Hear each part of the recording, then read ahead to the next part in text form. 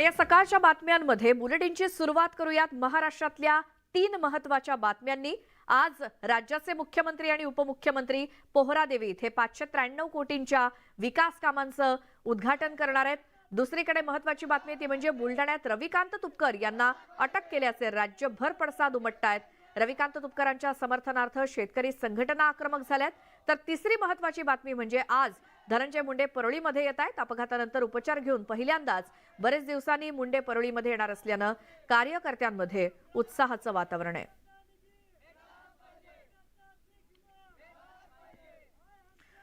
आता पोहरादेवीतनं मोठी बातमी ती म्हणजे बंजारा समाजाची काशी समजल्या जाणाऱ्या पोहरादेवी इथे आज सेवा ध्वज स्थापना आणि संत सेवालाल महाराजांच्या अश्वारूढ पुतळ्याचं अनावरण होणार आहे। या सोहळ्यासाठी मुख्यमंत्री एकनाथ शिंदे, उपमुख्यमंत्री देवेंद्र फडणवीस यांच्यासोबतच इतर अनेक मंत्री कार्यक्रमाला उपस्थित राहणार आहेत। सकाळपासूनच बंजारा बांधवांनी भगिनींनी पोहरादेवी इथे पोहोचायला सुरुवात केली आहे आणि गावखेड्यातील बंजारा समाजाच्या महिला आपल्या पारंपरिक वेशात सेवालाल महाराजांच्या दर्शनासाठी पोहोचल्या आहेत। हा कार्यक्रम बंजारा समाजातील हजारो पदाधिकारी, बंजारा समाजाचे नेते तथा अन्न आणि औषध प्रशासन मंत्री संजय राठोड यांच्या पुढाकाराने संपन्न होतोय। सिद्धार्थ गोदाम आमचे प्रतिनिधी तिथून आपल्या सोबत जोडले गेलेत। साधारण मुख्यमंत्री, उपमुख्यमंत्री आणि इतर नेते मंडळी, इतर मंत्रिमंडळ किती वाजता पोहरादेवी इथे येतील आणि पुढचे कार्यक्रम कसे? सिद्धार्थ, शेड्यूल मुख्यमंत्री उपमुख्यमंत्र्यांचं 11 ते 11:30च्या दरम्यान ते इथे हेलिपॅडवर उतरतील आणि ते उतरल्यानंतर थेट जे सेवा ध्वज आणि जो संत सेवालाल महाराजांचा पुतळा आहे त्याचं ते लोकार्पण करतील। ते मी तुम्हाला दाखवण्याचा प्रयत्न करतो। आपण बघतो इथं जवळपास 11 फुटी पुतळा या ठिकाणी हा सेवा ध्वज आहे, जवळपास 135 फुटी याचं लोकार्पण केलं जाईल। आणि दुसरं जो आहे इकडे या पांढऱ्या पडद्याच्या मागे संत सेवालाल महाराजांचा 11 फुटी पंचधातूचा पुतळा आहे त्याचं लोकार्पण होईल आणि त्यानंतर ते इथून सभास्थळी जातील, लोकांना जे आहे हे करतील, संबोधित करतील आणि त्या ठिकाणी बऱ्यापैकी लोकांशी बोलतील। मात्र मी तुला एक बंजारा समाजाची जी काय सांस्कृतिक श्रीमंती आहे ते दाखवण्याचा प्रयत्न करतो। या ठिकाणी लेंगी डान्स आपण अनेक ठिकाणी बघितलेला आहे। हा फक्त मुख्यमंत्री उपमुख्यमंत्री यांचा कार्यक्रम नाही तर या ठिकाणी बंजारा समाजाच्या सगळ्या सांस्कृतिक परंपरा या ठिकाणी एकवटलेल्या आहेत। आता लेंगी डान्स हे करून दाखवणार आहेत आपल्याला। कसं करता तुम्ही? पटकन हे करा।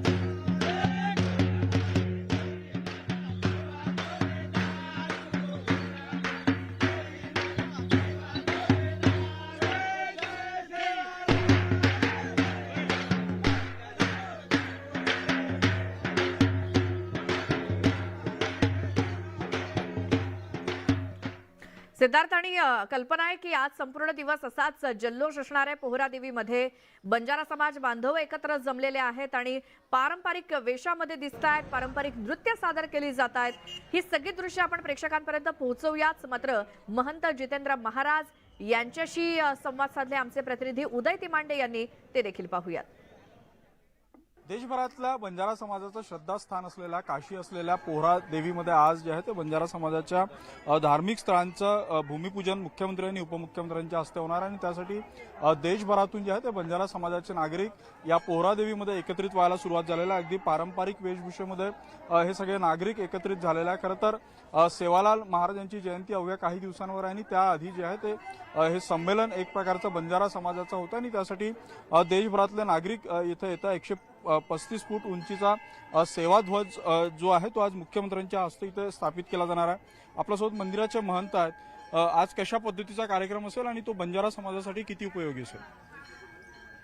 आज संत सेवालाल महाराज यांचा पांढरा ध्वज जो अखिल भारतीय गोर बंजारा समाजाचा प्रतीक स्वाभिमान मानला जातो, आज तो त्या झेंड्याचा झेंडारोहण कार्यक्रम आहे आणि त्यानिमित्ताने आज प्रथमच या गोर बंजारा काशीकरिता महाराष्ट्र शासनाने जे 593 कोटी रुपये दिलेला आहे त्या विकास कामाचा भूमिपूजन आज या ठिकाणी होणार आहे.